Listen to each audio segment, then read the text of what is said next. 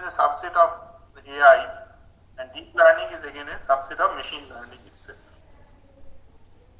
And so once I tell you about some of the architectures, it will become clear why some type of machine learning is called deep learning and some may not be called deep learning. So I think you all are familiar with the term perceptrons, which is the building blocks of artificial neural networks. The perceptrons actually look somewhat like this. So for every perceptron there are some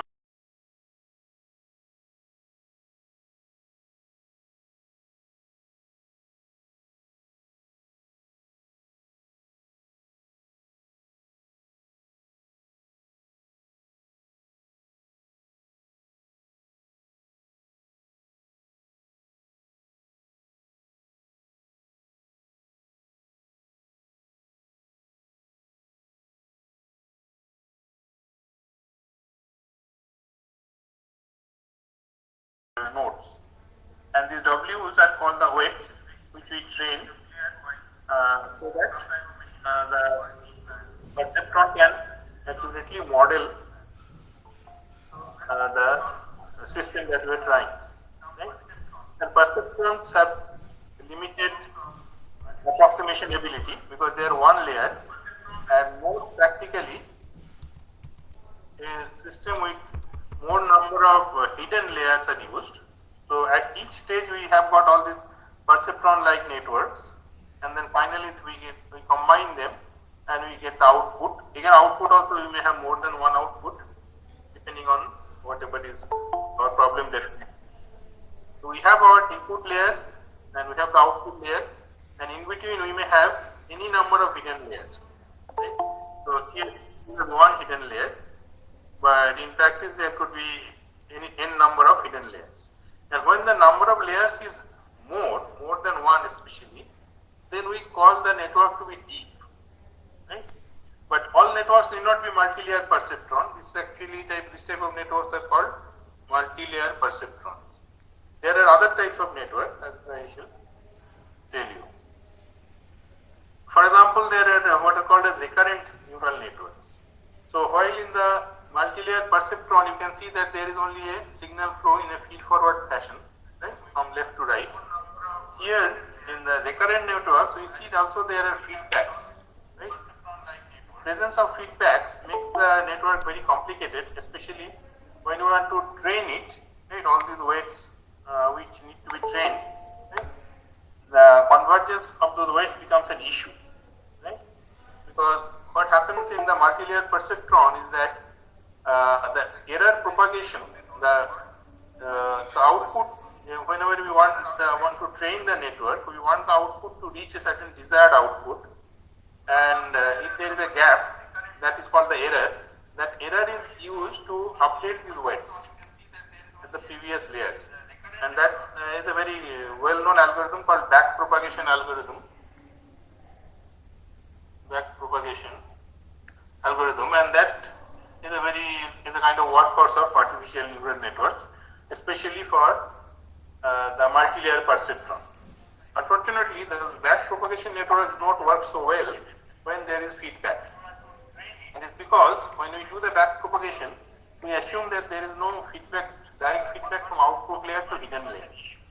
And if we have to estimate these weights, right, they not only become functions of the output error, they also become functions of the hidden layers. So the problem becomes bootstrapped.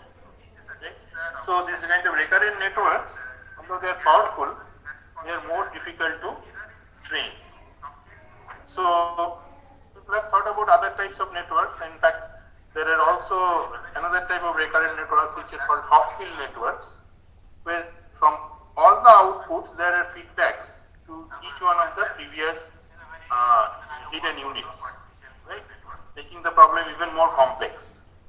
So Hopfield networks are again some kind of recurrent networks which are often used, and so basically there is a huge set of possible options. Somebody wants to work on deep learning or machine learning really has to figure out what kind of networks will work for the problem that they considered. So I mentioned about perceptrons, I mentioned about feed forward, right? I mentioned about recurrent networks, right? And as I said, deep feed forward, when there is more than one network there, we call it the deep feed forward network. And then mentioned about Hopfield networks, right? A few others which are very much used are, and actually we will be showing, we will be applying them in our, when we are showing our results. So one of those is called the deep convolutional networks. So I will explain to you briefly later on in the next slide what is meant by a deep convolutional network. Similarly, there are a few other terms which are called LSTM, right? This is a term called LSTM network or gated recurrent unit networks. So these are also some of the systems that we have used. We will not go into the deep studies about them, but I will talk about a little bit about the deep convolutional network, because that will be the building blocks of our deep architectures which we have used for solving the signal processing problem. So, let me briefly mention about the deep convolutional networks. They are similar to the neural networks, or in some sense the feed-forward networks, but the processing of the stages, processing done at different stages is little bit different. Instead of having weight matrices as we talk in the multilayer perceptron, what we do here is that at each stage from different input nodes, we do a convolution, right? And through that we create some kind of feature maps, right? So it is, you can say,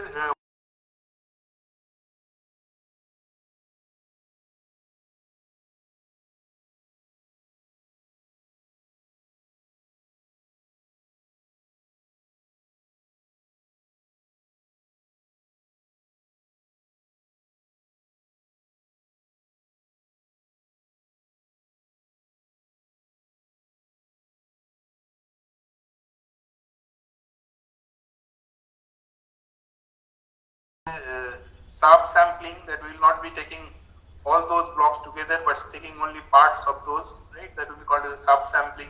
Again we will do convolution, again we will do sub-sampling, and finally there could be a number of such stages, and finally we will be reaching some kind of output layer, right? So this is the typical nature of the so-called convolutional neural network. Few terms are often used, and let me mention them here. So one of these terms is called max pooling. So when basically we want to reduce the size of a network, right? So suppose we have a network block like this, right? And we want to reduce it to a 2 by 2 network. So what we can do is that we can divide it into 4 parts, right? And from each part we pull the maximum value, right?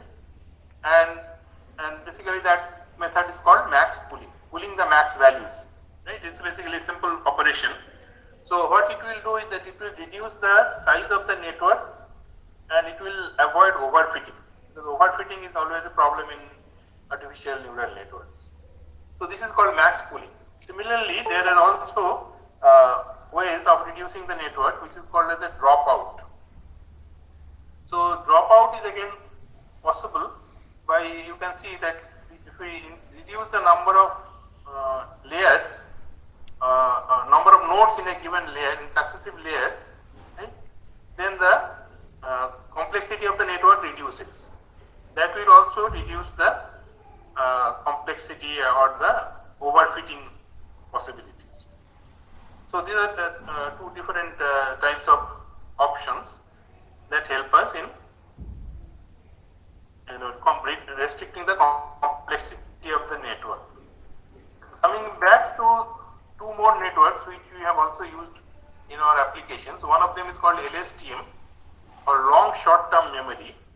As you can see that compared to this recurrent neural network, it has exactly similar structures, but instead of having analog type of intermediate nodes, right, here we have so-called memory cells.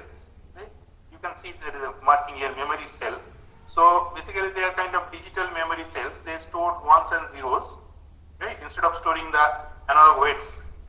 case of recurrent neural networks.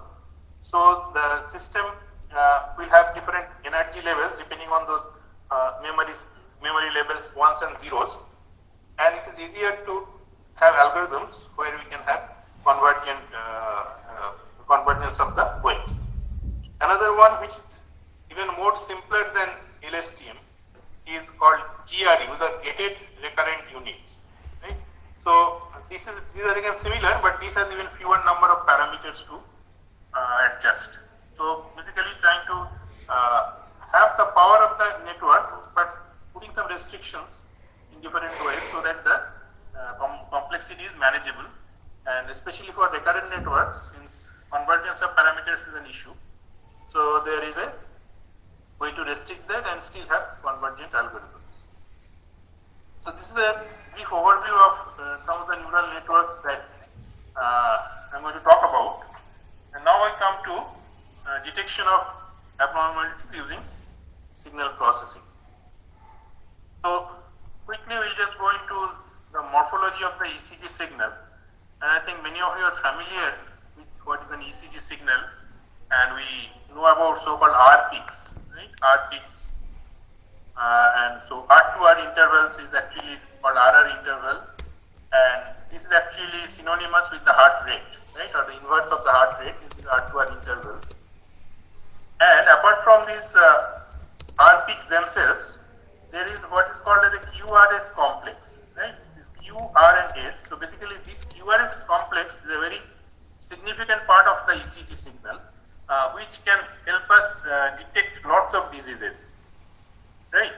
But apart from the QRS complex, there are also other parts, especially before this QRS complex comes what is called as a P wave, right? So this is the P wave that comes here, and then there is from the S to another wave which is called T wave, there is also an ST segment, right?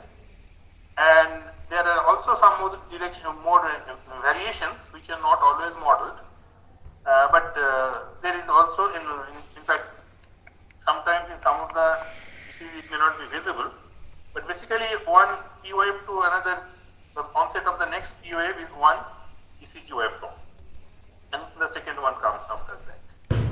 So keeping this in mind, it's very important that we accurately estimate all these peaks and troughs, right? So that we can get a good idea about the disease, right? For example, this S to T, from the bottom of the place where the S waveform comes back and then reaches the T. This part is called ST segment, right? So whether this ST segment is below this level or above this level can indicate a disease. In fact, if it is above this level, it will be called ST segment elevation.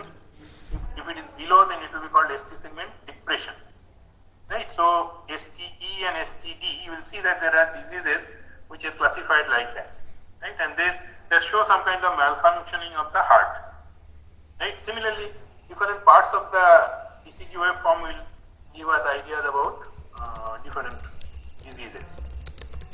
So keeping that in mind, one of the things that we started doing is that to have an accurate approximation of these segments from the measurements, right?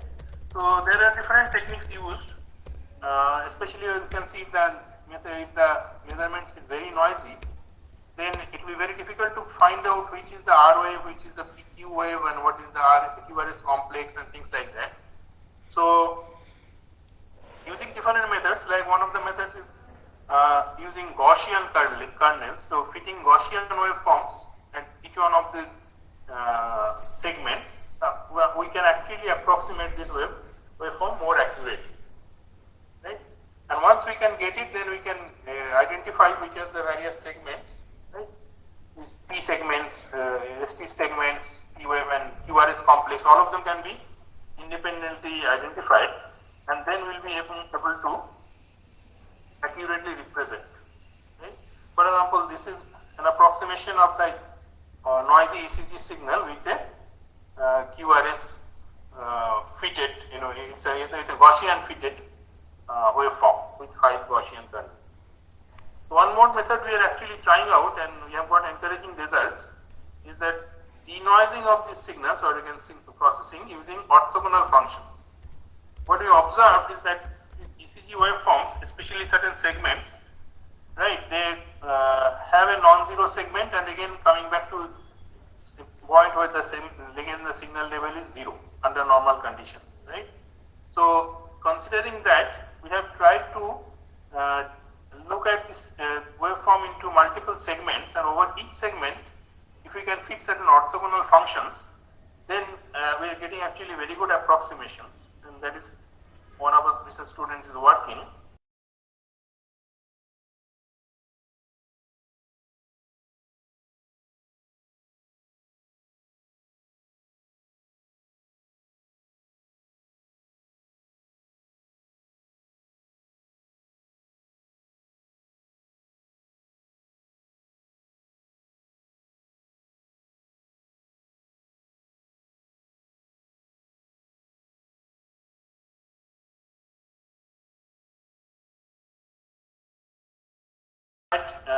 Different other methods, especially machine learning methods, without using any special filtering. So suppose we have the ECG signal, typical ECG signal. So what we do is that we do some kind of pre-processing on the signal, where we remove noise, and then we also check whether the signal is proper, signal has come properly, whether the R waves are appearing in sequence, or the signal is noisy and things like that. So after pre-processing, we do some feature extraction, right? So one of the things that we will talk about, we will try to talk about machine learning and deep learning. In machine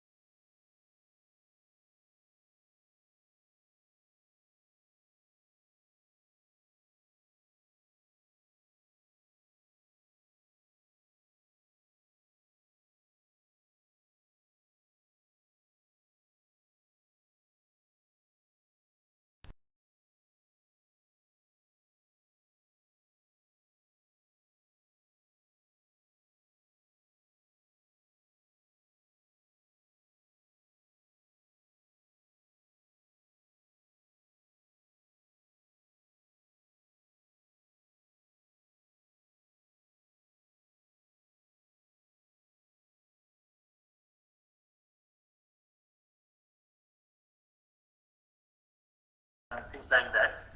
So these are various types of diseases, and to detect them, we defined certain number of features. So we tried with different number of features. So in this case, we 28 handcrafted features. When we say handcrafted, basically explicitly we look at the signals and determine the features like heart to heart interval, median values, heart rate, right, and various types, and standard ways in which the signals can be quantified. And then we fed this data and put it to a supervised learning algorithm using a random forest classifier. And using this, you can ignore the details here. Basically, we got an F1 score, right, which actually is the kind of weighted sum of the classification errors, right, as 0.55. Now, ideal score should be 1.0. So using these features, at least with the present data set, our results are not too good. 0.55 is not a very acceptable result. And so this is what we got. And then there are other approaches that we tried with deep learning. Right? So one of the networks that we tried was like this. So you can see I mentioned about various types of layers, like convolution layer, max pooling layer, max pooling convolution, and PRUs and things like that. So using a particular architecture, we tried the same problem, the same data set, right? And then we got an F1 score of 0.7, which is substantially better than what it was before. Now there is another method. I talked about max pooling. So in max pooling, what we do is that we pick the maximum value of a block of say 2 by 2 or 3 by 3, and then send it to the next level. In the case of attention pulling, what we do is that from a prior layer, which is a fully connected layer, we use a weighted combination of those layers. Just like in basically we do it in a perceptron, right? So we do a linear combination of those and then pass it to a softmax, non-linearity, and then we basically take the attention function rather than max pulling. We do an attention pulling, and what we have seen is that we got extremely good results with attention pulling. And this was the network that was used, right? You can again see that convolution layers and max pulling layers, right? And finally here at some point we use the attention pulling, and the results improved substantially, as I can show you here. So we got an F1 score of 0.83, which is certainly one of the best results that we have got here compared to the other cases, right? So this is some of the results that we got from the ECG signal processing using deep learning. And with this, I'll actually stop and hand over to Professor Ghosh, who will then take it forward, first with ECG signal and then on ECG signal. So over to Professor Ghosh.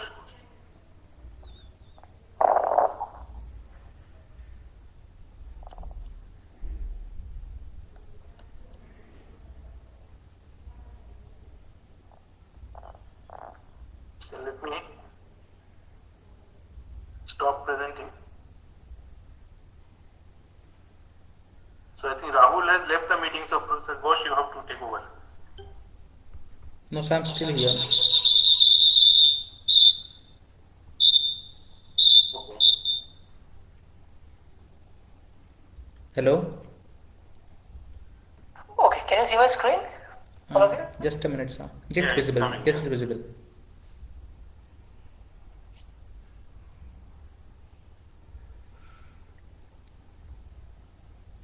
Okay, so I will start from where Professor Patra left. So, so I will first continue with ECG only, but there will be something little bit. So in these machine learning, deep learning things, often we care less about the internal, any of the clinical knowledge.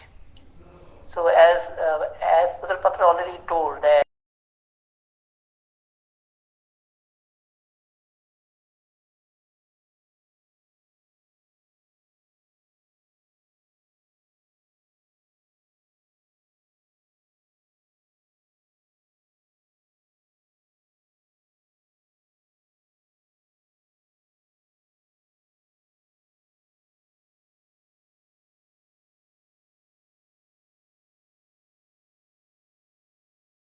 extraction, then just trying with all these deep learning methods or maybe some other methods. So templates are like, as you all expect, that ECG signal will be basically often periodic, even if it is abnormal. Sometimes in many cases still it will be periodic. So if we can extract that natural features, so if we can find out cycles, cardiac cycles, and for individual cardiac cycles if we have some kind of averaging. So that's what we have tried. So as was mentioned earlier by Professor Patra, so that if we have these R peaks, R, P, Q, all these landmark points, if we can, and out of all of these, actually the most prominent is obviously R peak. So R peak happens due to ventricular contraction at that time, approximately at that time. So if we have those R peaks, we will define basically periodicity. And if we now find out those R peaks and just take, so if we take R to R, Okay, so if we take all this R to R, take average, then as now R peaks will mean two sides of the R of average R will be at the ends. Okay, so if we now just swap them together so that R peak will be in the middle, and that then we take out average, either mean or median or like some statistical measure, sample wise. So in this case, actually, we are assuming something that all these cardiac cycles are of equal length, which is not the case. Okay, even for normal subjects, normal person, also ECG cardiac cycles are not fixed. It is varying all the time. So if we have to find out something, often they have similar looking waveform. They are little bit stretched, little bit squeezed. So for finding out template, at first we get fit it into we at first interpolate or like extrapolate it into same length, and then we get do all this averaging. So once we have that thing, then we have some kind of template like this. So in this respect, actually, we have also got one publication actually which will be published soon out of that challenge which Professor Patra already mentioned. So so in this one actually, so if we have also some noisy data, we can correct those things also out. And ultimately what we get is basically the major general pattern of the wave of like ECG. So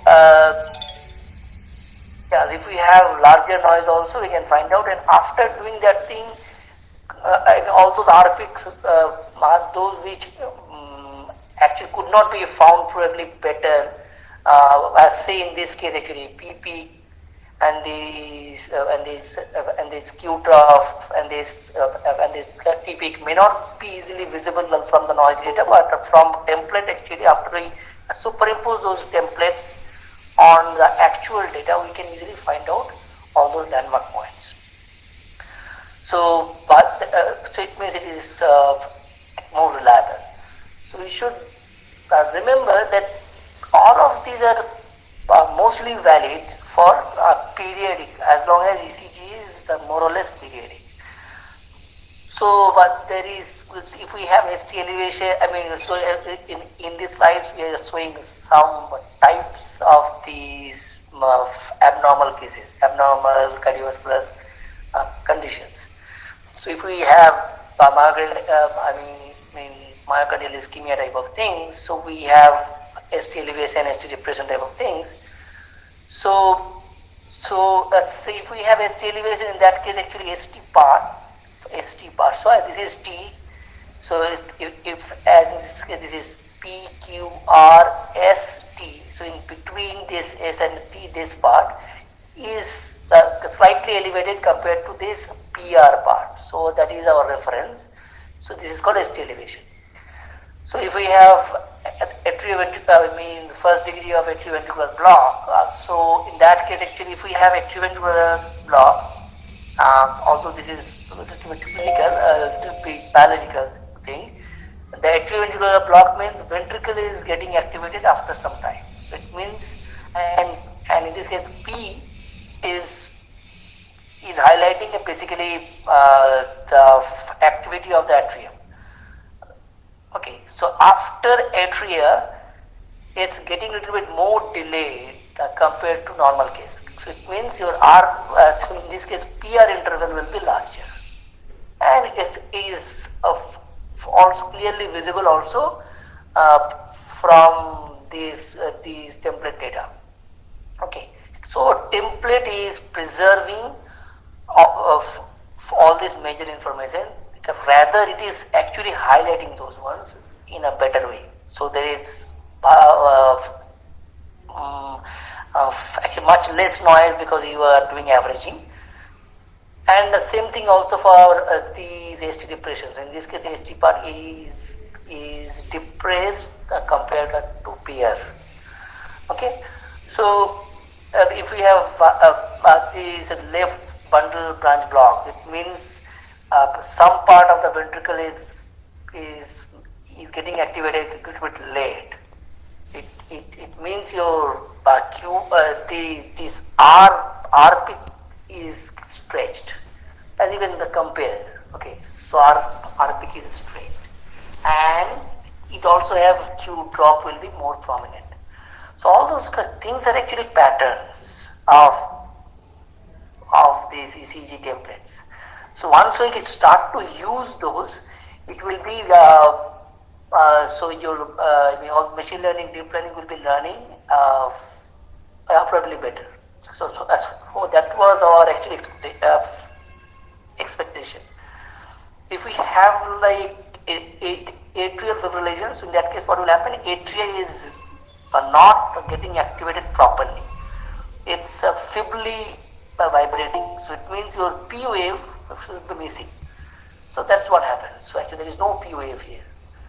So, and if we have this right bundle branch block, also in that case you will be having actually, in fact your R peak is much reduced, Q peak is much more significant. So all those things are visible here. So as you can see, these templates themselves carry summary information, statistical summary information of the entire signal. So if we can now use them means for machine learning type of thing, it is expected to actually give good results.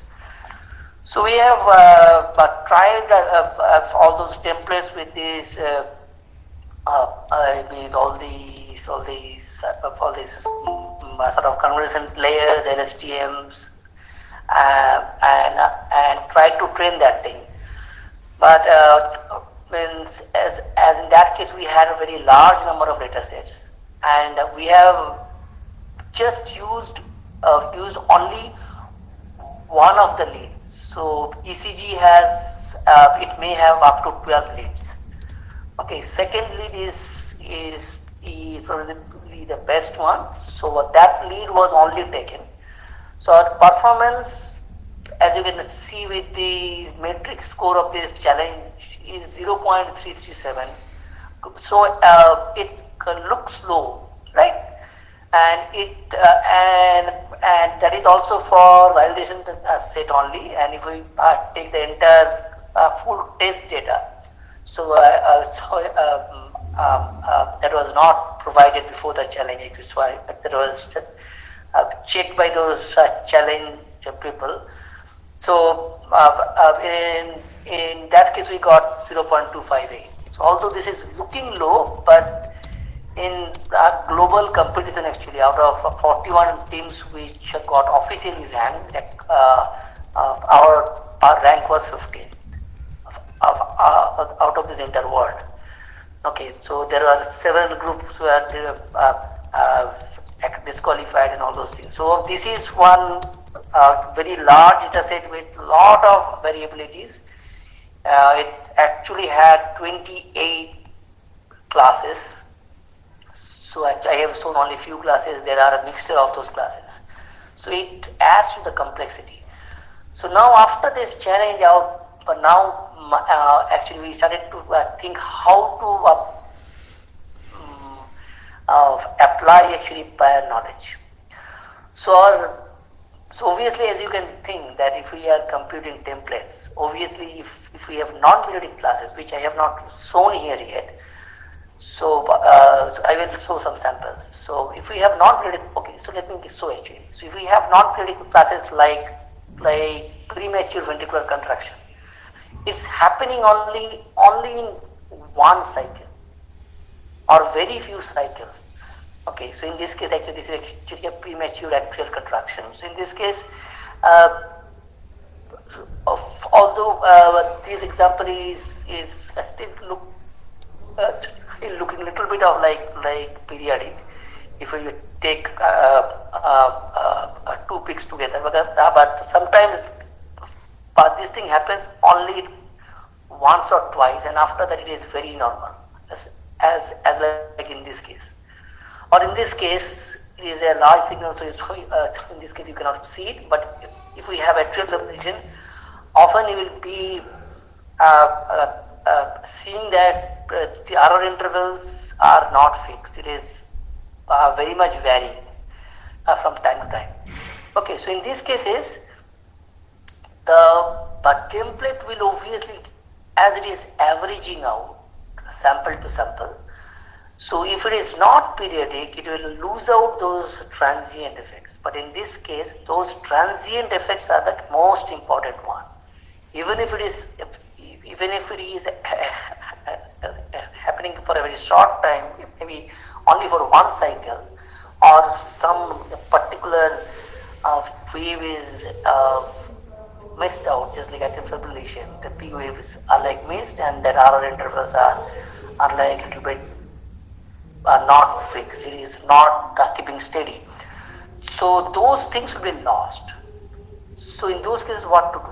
Can we separate out periodic versus aperiodic? So that was our now new approach. So only by this RR interval type of things and something related to a periodicity, if we can separate out periodic classes of the ECG data and non-periodic classes. Okay, so these are the classes. Okay, so those are periodic classes, aperiodic classes, and these periodic classes. So we have started just like working on that line. So if as we have used now features actually like if these RR intervals are varying by more than 50 milliseconds, and also taking features like mean of the RR interval, mean of the heart rate, standard deviation, and all these things are compared with the point curve plot, which is basically in x-axis versus y-axis you have two consecutive RR intervals. Okay, RRn versus RN plus 1. And once we plot that thing, that versus if we now find out all these features and just feed it into random forest. So our only for this classification, okay, so for periodic versus non-periodic, our accuracy was very high, and which is actually expected, but our accuracy is actually at 96%. Okay, so but there is a little bit of like class imbalance, but still it was really high. But our goal was to actually even means much higher. So we will come to that thing why we have lost that much part. But before that, actually, after doing this thing, whichever was correctly classified. So whichever was wrongly classified, we have kept them aside, and just started using actually with this lead 2 and lead V5 data. So now started to train individually only for periodic classes and only for aperiodic classes. Immediately our overall accuracy improved significantly, 85.6%. And in this case, A4 score was 86.6%. So all these different time domain features. So far it's all time domain features we are considering. Okay, so frequency domain, why we are not considering? So ECG is a little bit slower signal.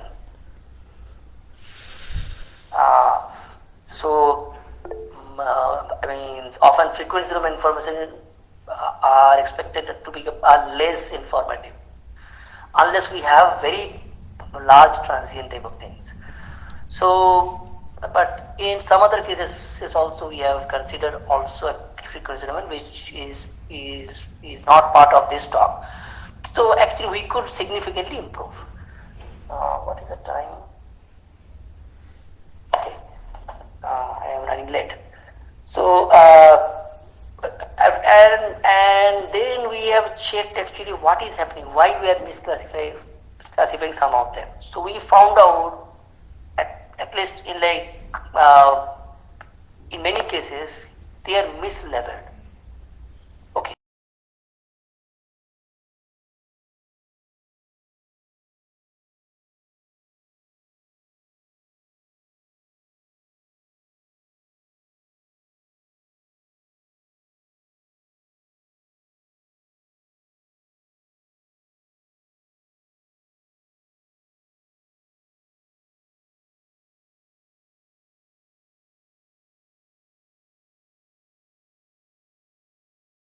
Quality checking. If it is passing through signal quality, then it will be going for further classification of like periodic versus aperiodic. So it is being undertaken now. So now we'll jump to another signal, actually PCG, which is heart sound. So it primarily detects the valvular sounds. So okay, so it is, and if we have some kind of murmur there, so actually when these valves, heart valves are closing, it is it is having some sound. So if it is normal, it will be having some pattern. If it is abnormal, it will be having some different pattern of those closures or like opening of the valves, as well as some other sound in between. So if we have ECG, PPG together with PCG, it gives almost complete information. Even it's almost close to actually what we will get by imaging. So by imaging also you get some ideas like echocardiograms, but it's not often available everywhere. So we can try with also these ones. So in this case, what we have all these valves are there in between atrium and ventricle, as well as ventricle to the aorta, by which it is sending out the blood to the entire body. Okay, so we have systole, diastole, and also in between phases where actually we have this blood is flowing out, stopping, and all those things. So it has clear relations among these different signals. Okay, so all these different cardiac signals are plotted together here. So this is one famous plot which is called like actually Vegas diagram. So in this one actually we have all these ventricular pressure, aortic pressure, atrial pressure. So as expected, atrial pressure will be very low, ventricular pressure will be very high, and that they are also related with the ventricular volume, and most importantly this ECG and PCG. Okay, so as these valves are closing, so it will have some sound. So okay, so but these sounds are exactly can be matched with this R peak, as well as so this ABB pH signal starting, falling, and all those things can be matched. So if we have some problems, if we have some delay between these signals, that gives a lot of information about cardiovascular system, so how it is operating. So but when systole starts, means your mitral valve here actually closes, and your aortic valve from the left ventricle to the aorta is open. So what that is basically the first heart sound is one. And at the end of systole, when the entire valve is opened and the aortic valve is closed, so that is marked with this second heart sound. So these are normal. If we have some abnormality, then we can have third heart sound, fourth heart sound. Okay, so exactly where they are located even there maybe just some other sound. So we will show that thing. So this first heart sound, second heart sounds are like very much expected. Okay. Third heart sound, it sometimes in few cases, just like for kids or like somebody exercising, it may be little bit of like also normal, but in many cases it's also pathologic. So means abnormal. So if we have S4 sound, it's almost all the time it will be abnormal. So also there are some other things like if we have a split between these individual events. Okay, so we have like different heart sounds, and for each of those events actually we have different features like intensity, frequency, location. Location in the sense that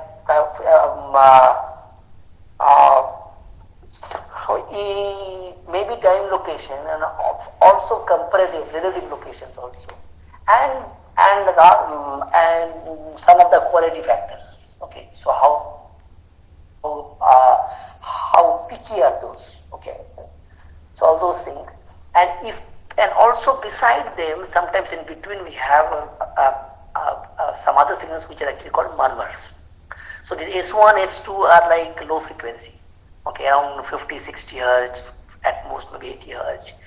So above that thing actually up to 300, 400 hertz actually we may have some kind of murmur. So this is basically due to turbulence of the blood. So that was previously measured with stethoscope by the experts, but if we have to do some kind of like automated analysis, obviously we need so I just skip little bit here. So these are clinical symptoms in like if we have aortic stenosis means blockage. In that case, we actually expect this type of signal. If we have like mitral regurgitation, in that case there will be continuous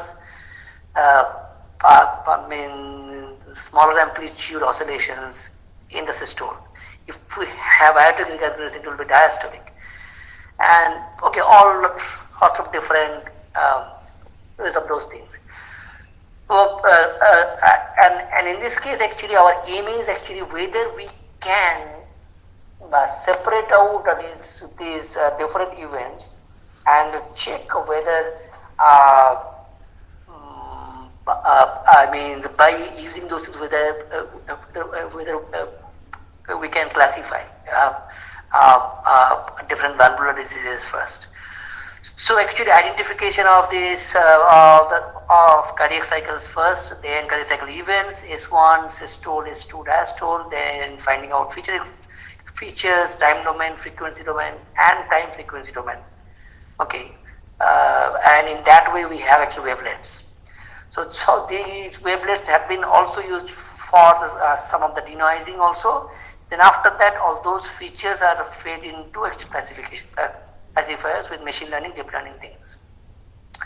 So as we have tried in this way, so different time domain features, different frequency domain features, and gamma tone filter coefficients, septal coefficients are also computed, and we have fed into random forest after finding out some of the significant ones, which are the most significant ones.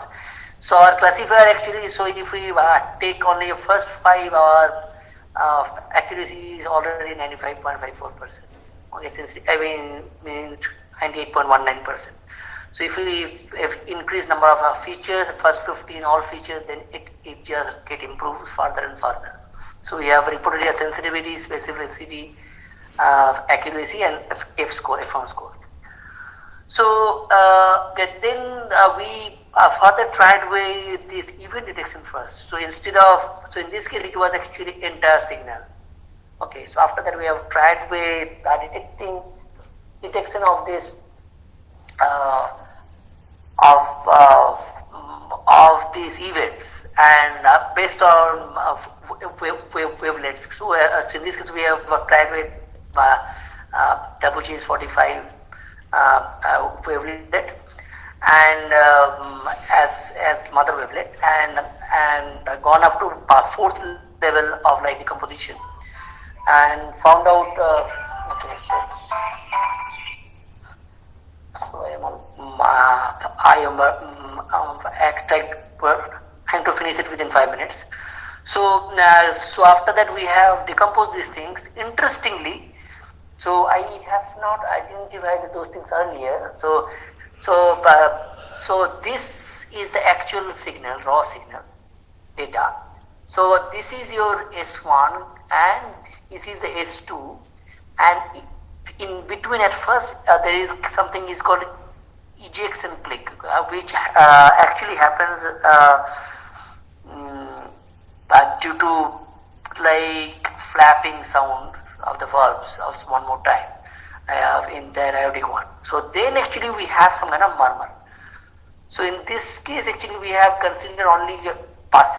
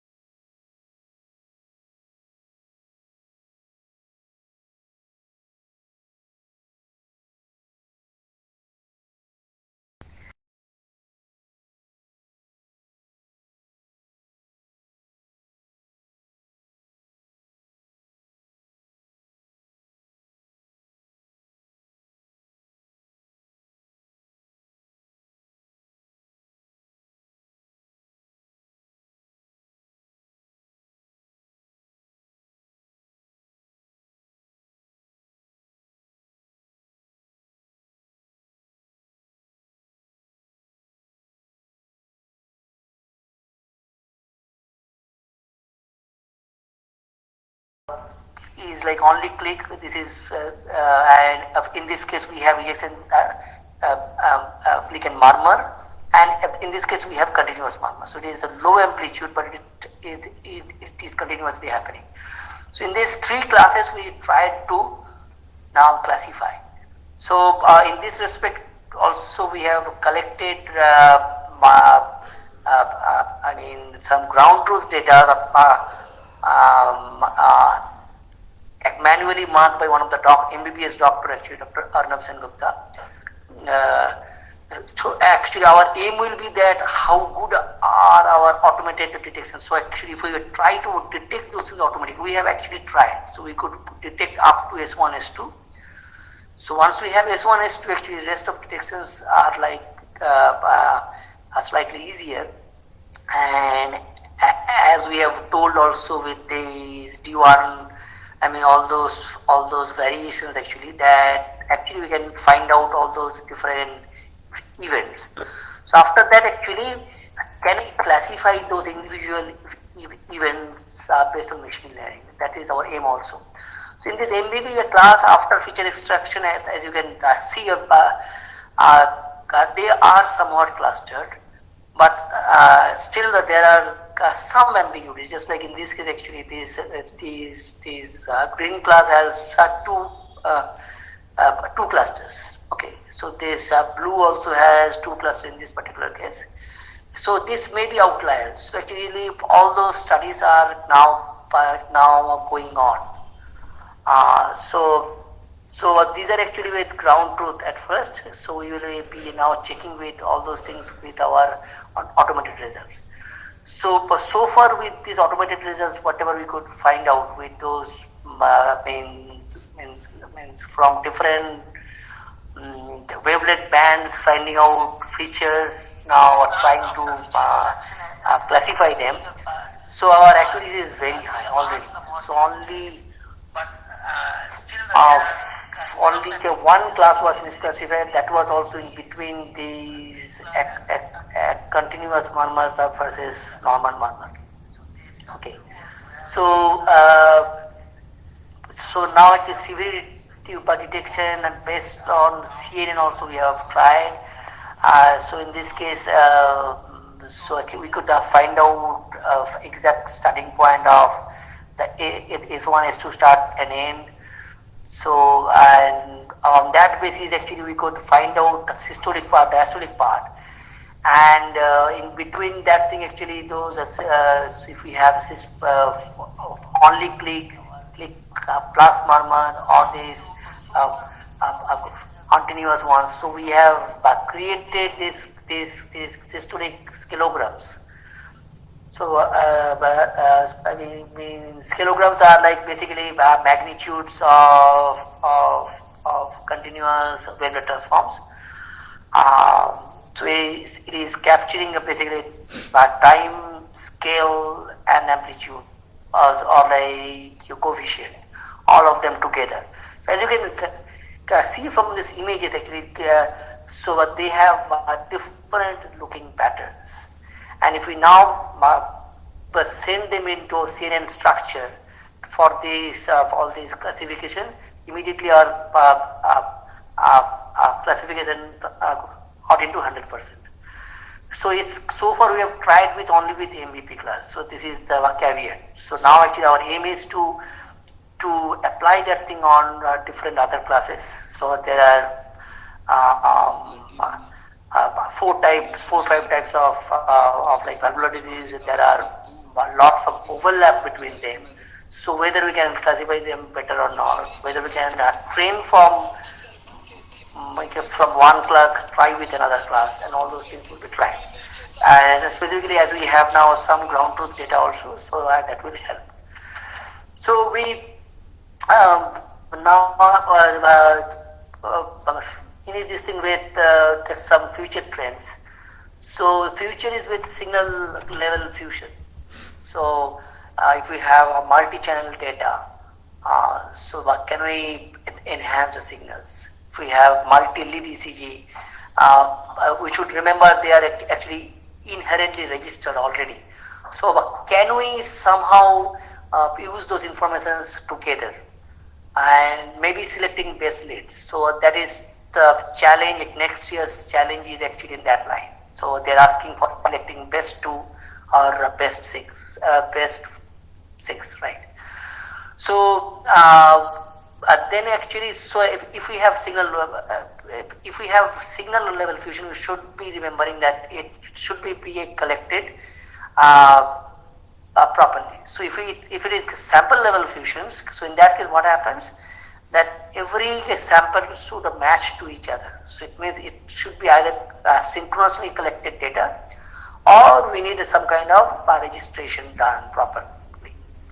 So, and if we have now multi-cycle ECG signals, so actually we can also compute templates for some kind of corrections also actually somewhere. So, so if those synchronous data is not actually accurate, so they are slightly costly systems. So, so in that case, we can go for feature level fusion where it is less restricted a little bit. So it should be from same session and with same activity. And then we can have actually features computed from different signals can be now actually merged together. Or you can have decision level. So your registration restrictions are further simplified. So it should be from same patient at same age, and then actually after you have decisions from these different signals separately computed, then actually we can have some kind of voting or like rule based things. If this thing happened in this signal, that thing happened in that signal, so in that case what to decide? Okay, in that line we can also go. And the recent trend already Professor Patra has like informed about deep learning,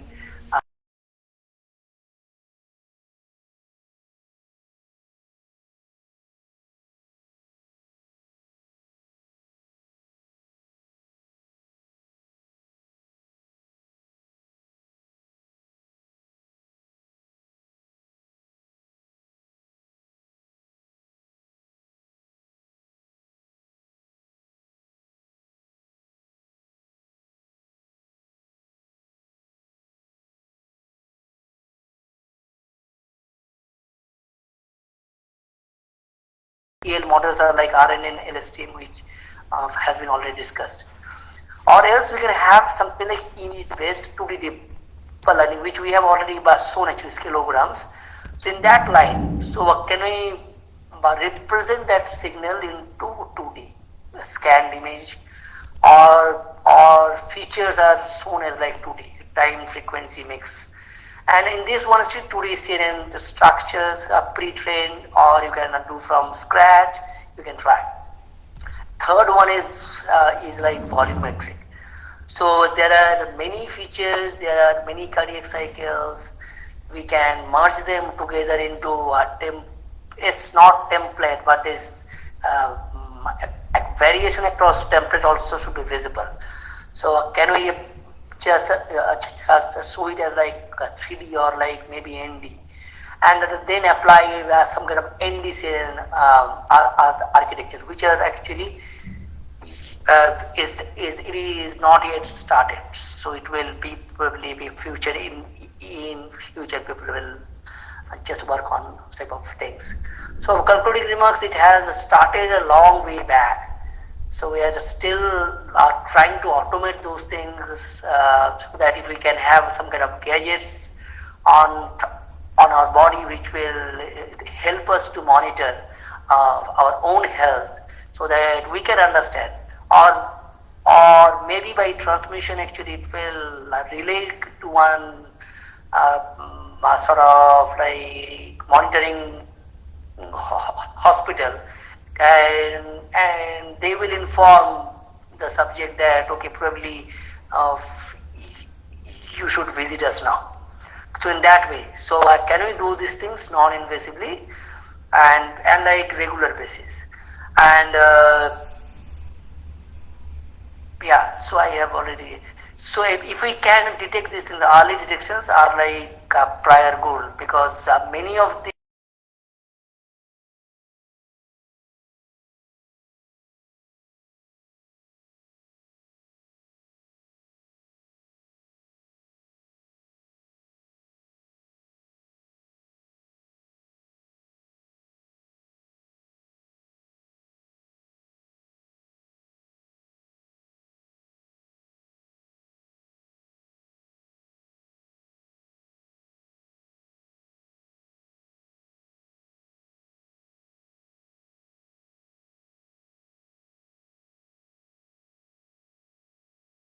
it's already serious condition. If we can detect those things at like 30%, 40%. So that's our goal. So with this thing I finish. So this is our team. These are the, all PhD, means our current PhD students in this group. They are working with different models, different signals, also different aspects of at like micro levels also. These are the MTech students. Some of their works have been already shown today, actually ECG based, ABP based, ECG classification. And these are the BTech students of also chipping in into different domains, studying from like EEG, electrodermal, ECG, and all these things, valvular diseases. And these are our alumnus members right now who are actually well established. So with this, and at last we too actually Professor Patra and myself leading this team. So sorry for a little bit delay. So this is the all those references on this blood pressure estimation, cardiovascular modeling, and all these PCG signals, and these recent trends, data fusion, signal fusion, deep learning, all those things. So with this thing, I in my talk, if you have any questions, in that case, please free. Yeah, feel free to ask me. Thank you. Thank you, sir. Thank you very much for your outstanding talk. I request attendees to leave the question in the chat section, or also they can unmute their mics and ask the questions.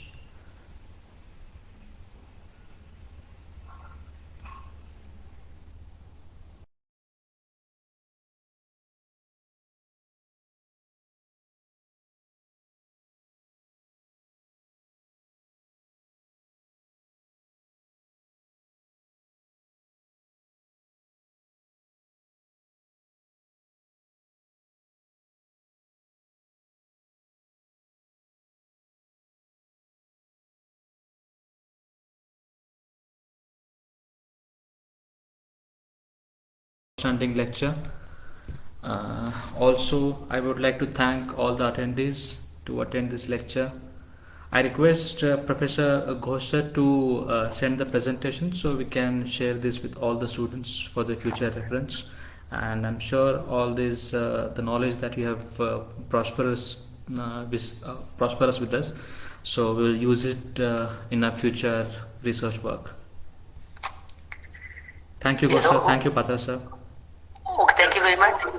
Enjoyed sharing our ideas. Thank you. Yeah. Thank you, sir. There is a recording link. Please send us the link so that we can also. Sure, sir. I'll send us the Facebook live video link. Okay. Okay, thank you very much. Thank you. Thank you, sir. Bye-bye. Thank you.